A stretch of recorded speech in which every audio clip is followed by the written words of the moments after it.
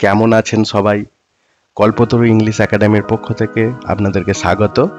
চলুন আজ আমরা আলোচনা করতে চলেছি ও শিখতে চলেছি আইপিএল বা টি-20 কাপ সম্বন্ধে।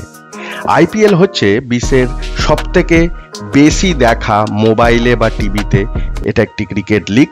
আইপিএল শুরু হয়েছিল 2004 সালে। তারপর থেকে টানা 16 বছর চলছে বিনা প্রতিদ্বন্দ্বিতায়। আইপিএল খেলাটি প্রতি বছর সাধারণত এপ্রিল থেকে মে মাসের মধ্যে ভারতের কয়েকটি নির্দিষ্ট শহর ও রাজ্যের প্রতিনিধিত্বকারী দলের মধ্যে আয়োজিত হয়। এই খেলাতে 10টি টিম অংশগ্রহণ করে এবং শুরু থেকে ফাইনাল পর্যন্ত মোট 74টি ম্যাচ হয়। এই টিমগুলি হলেন চেন্নাই, দিল্লি, গুজরাট, কলকাতা, লখনৌ, মুম্বাই, পাঞ্জাব, রাজস্থান, ব্যাঙ্গালোর এবং হায়দ্রাবাদ। এই খেলাতে শুধু ভারতীয় খেলোয়াড়ই নয়, বরং বিদেশি ক্রিকেটাররাও অংশগ্রহণ করে একটি নির্দিষ্ট পরিমাণ টাকার চুক্তির বিনিময়ে।